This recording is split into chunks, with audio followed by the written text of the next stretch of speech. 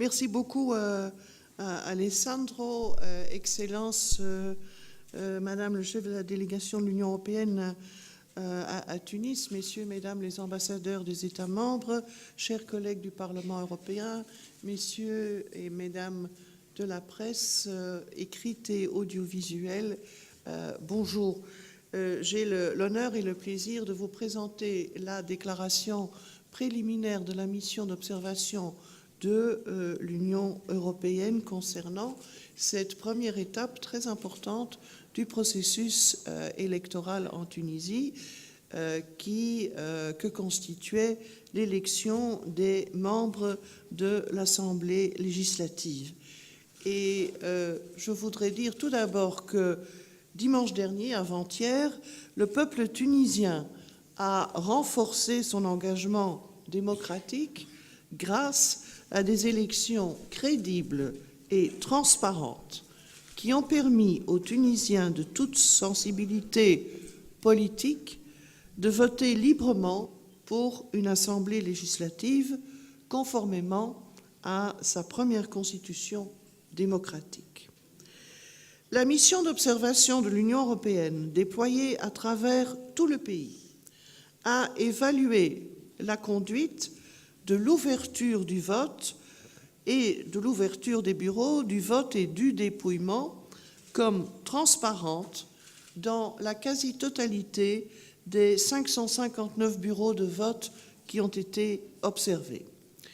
La journée électorale s'est déroulée dans une ambiance sereine et de manière ordonnée, avec une participation de plus de 60%, ainsi qu'une présence massive au bureau de vote de représentants de listes et d'observateurs.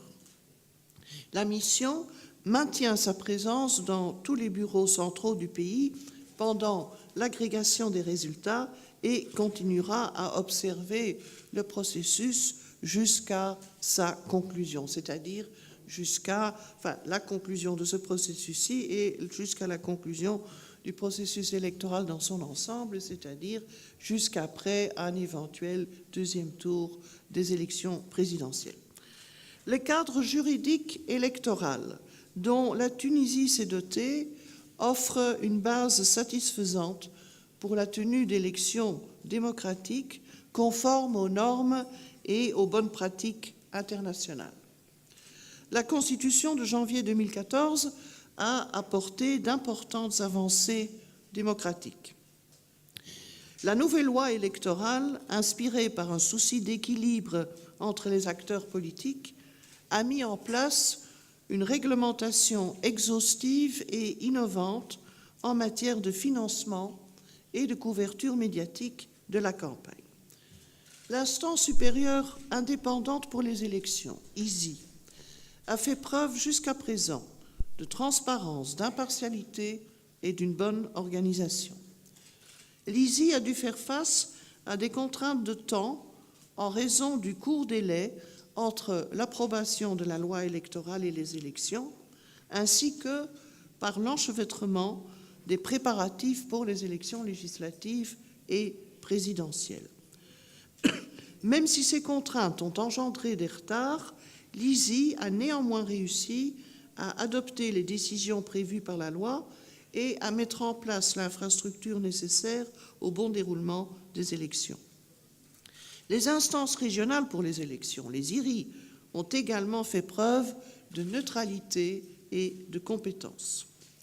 L'ISI a engagé des démarches pour répondre aux appréhensions des partis politiques, notamment en ce qui concerne le système de consolidation des résultats, le remplacement de membres des bureaux de vote et l'émission des accréditations de représentants des listes.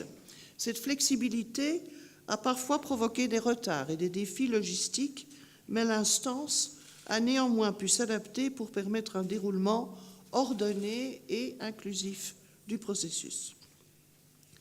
La campagne d'inscription de l'ISI, prolongée de plusieurs semaines, a permis d'augmenter le nombre d'électeurs de presque 1 million par rapport à 2011. En outre, l'intégrité du suffrage a été renforcée par l'élimination des bureaux spéciaux où avaient pu voter des électeurs non inscrits il y a 3 ans. La Constitution et la loi électorale garantissent le droit de se porter candidat à l'Assemblée et n'imposent pas de cas d'exclusion ni d'incompatibilité discriminatoire ou déraisonnable. Plus de 1500 listes ont été déposées auprès des instances régionales et 1326 listes ont été finalement retenues. La campagne électorale s'est déroulée largement dans le calme. Les listes ont pu présenter librement leur programme et ont généralement respecté les normes de la campagne qui se sont avérées très complexes. Certains partis disposant d'une structure administrative peu développée ont eu du mal à s'acquitter des formalités administratives liées aux activités de campagne. La grande majorité des infractions relevées par les contrôleurs des IRI ont été d'importance mineure. Les médias tunisiens ont généralement contribué au déroulement calme de la campagne et ils ont couvert les activités des listes électorales de façon pluraliste et équitable. Dans les programmes d'information de l'échantillon de médias audiovisuels observés par la mission d'observation, aucun parti n'a reçu en moyenne plus de 7% de la couverture totale. Et cela dans un ton généralement neutre. Les médias observés ont aussi évité tout discours de haine. La société civile tunisienne a à nouveau fait preuve de dynamisme et d'engagement civique, puisque plus de 14 000 observateurs de 14 missions nationales ont été accrédités. Ils étaient présents dans 66% des bureaux de vote dans lesquels la mission d'observation de l'Union européenne a observé.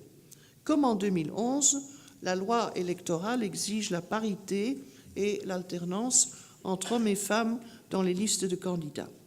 Dans les faits, 148 femmes seulement étaient têtes de liste sur les 1326 listes retenues, soit 12%. Cela représente une avancée un peu timide par rapport aux 7% en 2011. La couverture des femmes candidates était faible, demeure faible, surtout dans les médias audiovisuels publics.